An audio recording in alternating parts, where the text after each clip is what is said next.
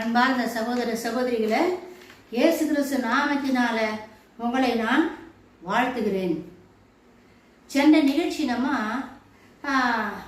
விழுந்து போன லூசி பிசாசை பற்றி நம்ம பார்த்தோம். இப்போ நம்ம என்ன பார்க்க போறோம்னா, பரலோகத்தில் இருக்கிற மிகாவேல் தூதனை பற்றி நம்ம பார்க்க போறோம். வெளிப்படுத்தின விசேஷம் 12வது அதிகாரம் 7வது வசனம். மிகாவேல் முதலில் நமக்கு அறிமுகப்படுத்தி வைப்பது தானியேல் புஸ்தகமாகும். இந்த மிகாவேல் தூதனை நம்ம முதல்ல எங்க பார்க்கிறோம் அப்படின்னா, தானியேல் புஸ்தகத்துல தான் இவர் வராது. ஏன்னா நம்ம ஆண்டவராகிய தேவன் செய்திய தானியேலுக்கு சொல்றதுக்காக அனுப்புறாரு. அனுப்பும்போது காபிரியேல் தூதன்கிட்ட செய்தியை அனுப்புறாரு. அப்போ இந்த நடுவானத்தில் இருக்குது பார்த்தீங்களா, இந்த லூசி பிசாசா அந்த சேர்ந்த கூட்டமா அந்த காபிரியேல் தூதனை மடக்கி வச்சுக்கிச்சிங்க கீழே பூமிக்கு வராத மாதிரி. ஏன்னா இந்த பூமியில் தானியேல் 21 நாள் உபவாசம் இருந்து ஜபம் பண்ணி நிற்கிறாரு. எப்போ எங்களுடைய மக்கள் எல்லாம் விடுதலை ஆகி நாங்கள் எங்கள் சொந்த தேசத்துக்கு நாங்கள் போக போகிறோம், எந்த நாள் என்ன ஏதுன்னு தெரிஞ்சுக்கிறதுக்காக வேண்டி அவர் உபவாசம் இருக்கிறாரு. அந்த நேரத்தில் நம்ம ஆண்டவராகிய தேவன் செய்தியை காபிரியேல் தூதன் மூலமாக அனுப்புறாரு. நீ போய் சொல்லுப்பான்னு. அவர் வரும்போது நடுவாண்டில் அவனை மடக்கி வச்சிட்டாங்க. ஆனால் வரவே இல்லை. அப்போ நம்ம ஆண்டவராகிய தேவன் இந்த மிகாவேல் தூதனை தான் அனுப்புறாரு. அனுப்பி அங்கே இருக்கிற காபிரியேல் தூதனை எடுத்து பூமிக்கு அனுப்பி வைக்கிறாரு. அப்போ இந்த மிகாவேல் தூதனை நம்ம முதல்ல தானியேல் புஸ்தகத்துல தான் நம்ம பார்க்கிறோம். இரண்டாவதாக வெளிப்படுத்தின விசேஷத்துல இவரை நம்ம பார்க்கிறோம். ஏன்னா எக்காலங்கள் ஓதப்படும் அப்படின்னு எல்லாம் எழுதப்பட்டிருக்குதுங்க. தானியேல் புஸ்தகத்தில் மிகாவேலை பற்றி 10ஆம் அதிகாரம் 13வது வசனத்தில் பிரதான அதிபதிகளில் ஒருவன் என்றும், பிரதான அதிபதிகளில் ஒருவன் என்று அப்படின்னா இருக்கிற தூதர்கள்லயே பிரதான தூதன் யாரு? மிகாவேல். நம்ம லூசிபரை கூட பார்த்தோம். பிரதான தூதன் தான் அவனை கூட ஆண்டவர் பரலோகத்தில் படைச்சாரு அப்படின்னு சில நிகழ்ச்சியில் நம்ம பார்த்தோம். மிகாவேல் கூட பிரதான தூதர் தான்.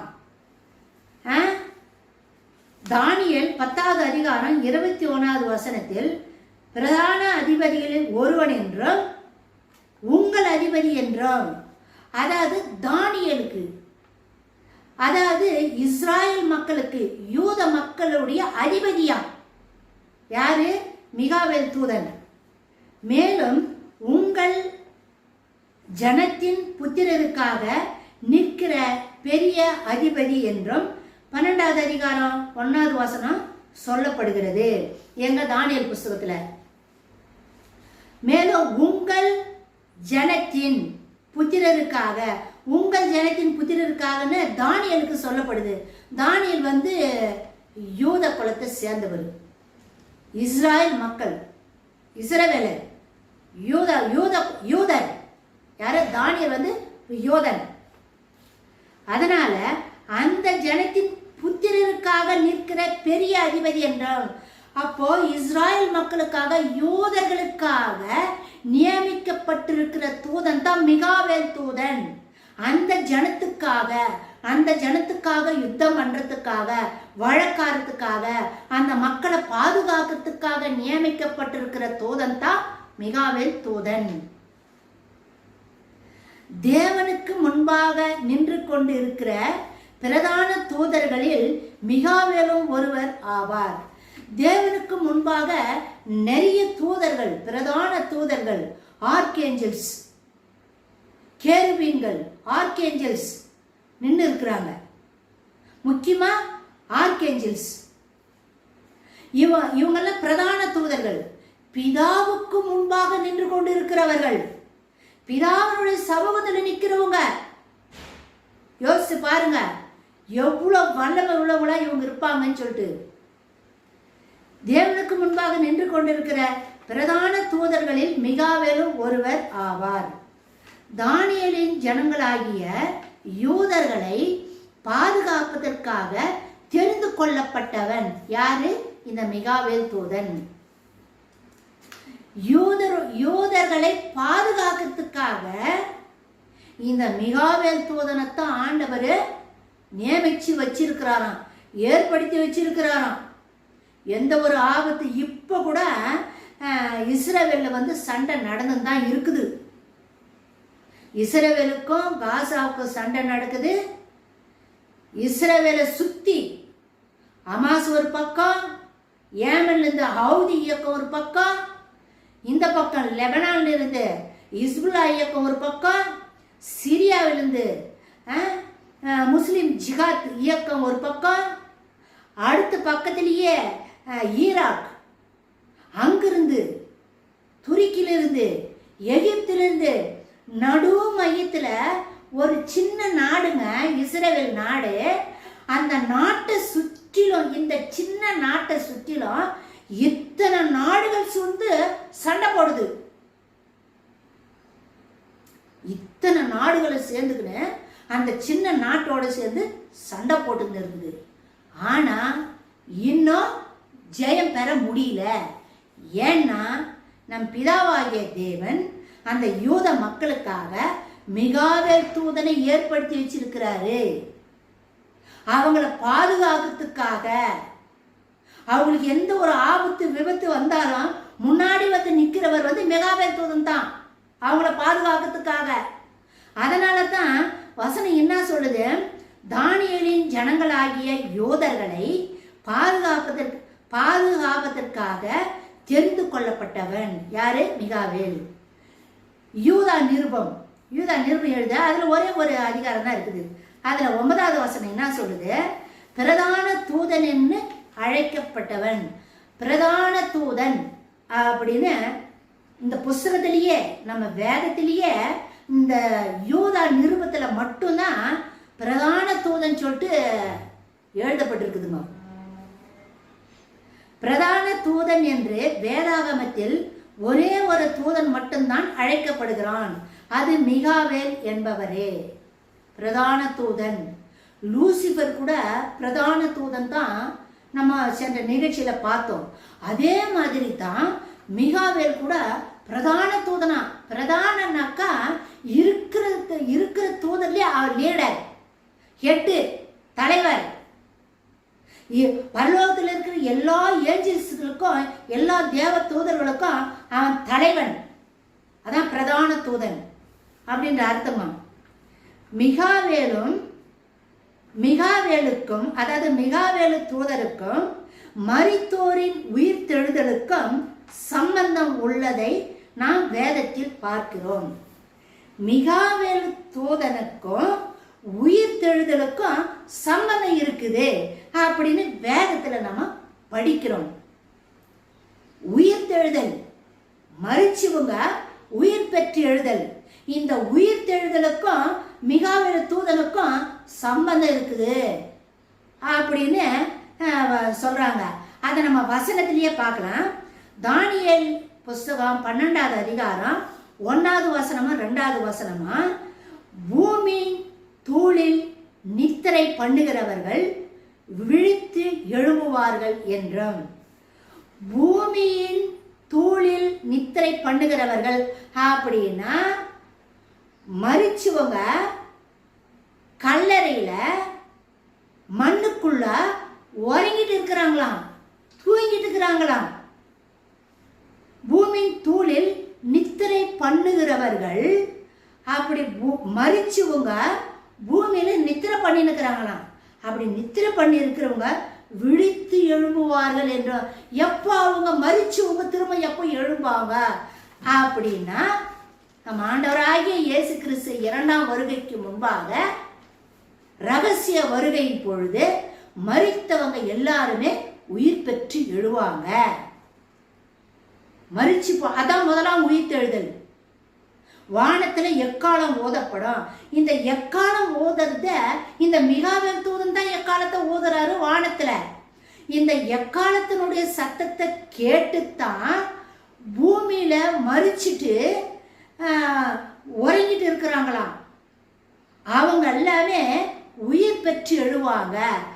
யாருன்னாக்கா ஏதேன் தோட்டத்துல நம்ம ஆதி பெற்றோர் ஆதாம் ஏவாள் முதல் கொண்டே வானத்துல எக்காலம் தொனிக்கிற வரைக்கும் யாரெல்லாம் மரிச்சு பூமியில அடக்கம் பண்ணப்பட்டு இருக்கிறாங்களோ அவங்கெல்லாம் உயிர் பெற்று எழுவாங்க. அவர்கள் எல்லாரும் சொல்றோம் பார்த்தீங்களா? அப்படின்னா பரிசுத்தமா இருக்கிறவங்க மட்டும்தான் உயிர் பெற்று எழ முடியும். பாவம் செஞ்சு நரகத்துக்கு போயிருக்கிற மரிச்சு போனவங்களுடைய சரீரமானது உயிர் பெற்று எழாது. உயிர் பெற்று எழாது. பரிசுத்தமா மரிச்சவங்க அந்த ஆத்துமாவும் ஆவியும் பேரடைஸ்ல இருக்கணும், இளைப்பாறுகின்ற இடத்துல இருப்பாங்க. அந்த ஆவியும் ஆத்துமாவும் பரலோகத்தில் இருப்பாங்க. ஆனா அவங்களுடைய சரீரமானது இந்த மண்ணுக்குள்ள இருக்கும். மண்ணு தின்னமுட்டு இருக்கும். மண்ணு மண்ணோடு மண்ணு தூளில் தூசிக்கு சாம்பலுக்கு சமமாயிட்டு இருப்பாங்க. அப்பேற்பட்டவங்க எல்லாம் கூட ஆண்டவருடைய அந்த மிகாவேல் தூதன் எக்காலத்தை ஓதப்படும் பொழுது மரிச்சு போய் மண்ணோடு மண்ணு சாம்பல் தூசியா ஆயிட்டு இருந்த சரீரம் கூட உயிர் பெற்று எழுமா. உயிர் பெற்று எழுமா. இந்த மிகாவேல் தூதன் தான் ஆகாயத்துல எக்காலம் ஊதுவாரு. ஓதப்படும் பொழுது மரித்தவர்கள் உயிர் பெற்று எழுவாங்க. யூதா நிருபம் 9வது வசனத்துல மோசேயின் சரீரத்தை பற்றி பிசாசுடனே தர்க்கித்து பேசினான் என்றான். மோசே வந்து மலையில இறந்துட்டாரு. மலையில இறந்துட்டாரு. அவரை எடுத்து அடக்கம் பண்ணப்பட்டாங்க. அப்படி அடக்கம் பண்ண தூதர் மிகாவேல் தூதன் தான் வந்து அடக்கம் பண்ணியிருக்கிறாங்க. மோசேயை எடுத்து இறந்து போன மோசேயினுடைய சரீரத்தை தூதர்கள் தான் வந்து அடக்கம் பண்ணியிருக்கிறாங்க. அப்படி மிகாவேல் தூதனோட கூட எதிரிட்டு வாதம் பண்ணவன் தான் லூசி பிசாசு, தர்க்கம் பண்ணினவன். 1 தெசலோனிக்கேயர் 4வது அதிகாரம் 16வது வசனத்தின்படி பிரதான தூதனுடைய சத்தம் தொனிக்க கர்த்தர் இறங்கி வருகையில் கிறிஸ்துவுக்குள் மரித்தவர்கள் எழுந்திருப்பார்கள். 1 தெசலோனிக்கேயர் 4வது அதிகாரம் 16வது வசனம் என்ன சொல்லுது? பிரதான தூதனாகிய மிகாவேல் தூதன் வானத்துல எக்காலம் ஓதப்படும் பொழுது இயேசு இறங்கி வருவாராம். அந்த எக்காலம் ஊதப்படும் போது மிகாவேல் ஊதும் பொழுது பரலோகத்தில் இருக்கிற இயேசு சாமி சிங்காசனத்துல உட்காந்துக்கிறாரு பாரு, அவர் இறங்கி வருவாராம். எங்க இறங்கி வரவரு? பூமிக்கு வரமாட்டாரு. இந்த மிகாவேல் தூதன் எக்காலம் ஓதப்படும் பொழுது இந்த பூமிக்கு வரமாட்டாரு. நடு வானத்திலே நிற்பாரு. நடு வானத்துல நிற்பாரு. அப்போ மரித்தவர்கள் எல்லாம், பரிசுத்த ஆத்துமாக்கள் எல்லாம், பரிசுத்தமான சரீரம் எல்லாம் உயிர் பெற்று எழுந்து ஆகாயத்துக்கு பறந்து போயிடுவாங்க. அந்த நேரத்துல மிகாவேல் தூதன் வானத்துல எக்காலம் ஓதப்படும் பொழுது மரிக்காம இந்த பூமியில வாழ்ந்துகிட்டு இருக்கிறாங்க பாரு மனிதர்கள், அவங்க பரிசுத்தமா இருக்கிறவங்க. அந்த நேரத்துல பரிசுத்தமா வாழ்ந்து கொண்டு இருக்கிற மக்கள், ரட்சிக்கப்பட்ட மக்கள், இயேசு கிறிஸ்து ரத்தத்தினால தன் பாவங்கள் எல்லாம் கழுவி சுத்திகரிக்கப்பட்டு தூய்மையாக்கப்பட்ட மக்கள் இந்த பூமியில வாழ்ந்துகிட்டு இருப்பாங்க இல்லையா? அவங்க அந்த சத்தத்தை கேட்டு, வானத்துல எக்காலம் ஊதும் இல்லையா, மிகாவேல் தூதன் ஊதுவார் இல்லையா, அந்த சத்தத்தை கேட்ட உடனே கண் இமைக்கிற நேரத்துல அவங்களுடைய சரீரம் மறுரூபமாக்கப்பட்டு அவங்களும் பரலோகத்துக்கு பறந்து போயிடுவாங்க. முதலில் உயிர் தெழுறவங்க, கல்லறையில் இருக்கிறவங்க உயிர் தெழுவாங்க. முதல்ல அவங்க போயிடுவாங்க.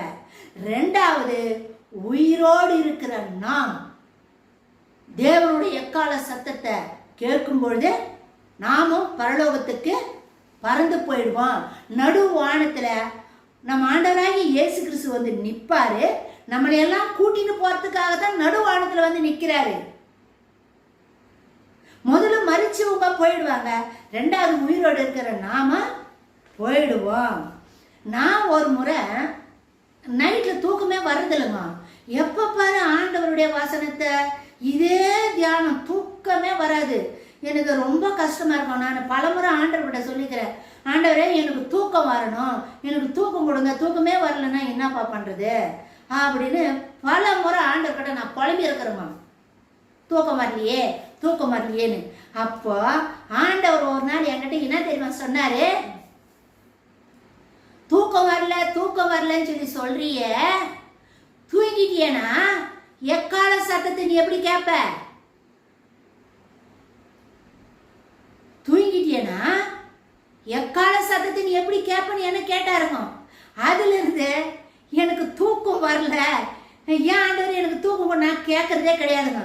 என்ன சொல்லிட்டாரு, விழிச்சுட்டு தான் இருக்கணும்ன்றாரு. என்ன பண்றது, விழிச்சுட்டு தான் இருக்கணும், விழிப்பா இருக்கணும். ஆண்டவர் எப்படி வருவாரு, திருடனை போல வருவன் தான் சொல்லிக்கிறாரு. ஒரு மனிதனுக்கு மரணம் சொல்லிட்டா வருது. மனுஷன் பிறக்கும் போது இந்த தேதியில இந்த மாசத்துல இந்த வாரத்துல குழந்தை பிறக்கணும் டாக்டர்ஸுங்கெல்லாம் சோதிச்சு சொல்றாங்க, பிறக்கிறத சொல்றாங்க. ஆனா மரணத்தை யாராலையும் சொல்ல முடியுதா? ஏன்னா மரணம் வந்து மறைக்கப்பட்டிருக்குது. ஒவ்வொரு மனிதனுக்கும் மரணம் எப்போ வரும், எப்படி வரும், எந்த நேரத்துல எந்த விதத்துல வரும் மரணம்னு தெரியாது. அதனால எந்த நேரத்திலையும் நீ ஜாக்கிரதையா இரு, விழிப்பா இரு. 10 கன்னியரை போல, புத்தி உள்ள கன்னியரை போல விழிப்பா இரு, பரிசுத்தமா இரு. எந்த நேரத்திலையும் மரணம் வரலாம், எந்த நேரத்துல ஆண்டவர் வந்து உன்னை கூட்டிட்டு போலாம். நீ ரெடியா இரு மரணத்துக்காக. நீ மரிச்சா பரலோகம் போய் சேரணும். அதனால ரெடியா இரு, பரிசுத்தமா இரு. உன் வாழ்க்கை பரிசுத்தமா இருக்கட்டும். உன் வாயில் வார்த்தைகளும் இருதயத்தின் நினைவுகளும் பரிசுத்தமா இருக்கட்டும் அப்படின்னு 10 கன்னியர் ஓமையின் மூலமாக ஆண்டவராகி இயேசு கிறிஸ்து நமக்கு சொல்லி கொடுத்துருக்கிறாருங்க. அதனால நம்ம விழிப்பா ஜாக்கிரதையா இருக்கணும். உலகத்துல நடக்கிற சம்பவங்கள் எல்லாம் நம்ம பார்க்கும் பொழுது நம்ம வேதத்துல எழுதியிருக்கிற எல்லா வசனத்தின்படி எல்லா நிகழ்வுகளும் நடந்துட்டு வருது. அதனால இதெல்லாம் நம்ம உத்து பார்க்கும் பொழுது ஆண்டவருடைய வருகை சீக்கிரம் ஆயிடுச்சு அப்படின்னு தான் நம்மளுக்கு தோணுது. அதனால நம்ம ஜாக்கிரதையா இருப்போம், ஆயத்தமா இருப்போம். அதனால மிகாவேல் தூதனுக்கும் உயிர்த்தெழுதலுக்கும் சம்பந்தம் உண்டு அப்படின்ற விஷயத்த இப்போ நம்ம பார்த்தோம். மிகாவேல் யாரு, அவர் எங்க இருக்கிறாரு, அவருடைய பலம் என்ன, அவர் என்ன ரேங்க்ல இருக்கிறாரு பரலோகத்துல, பிரதான தூதன், தூதர்களுக்கெல்லாம் ஹெட், லீடர், தளபதி,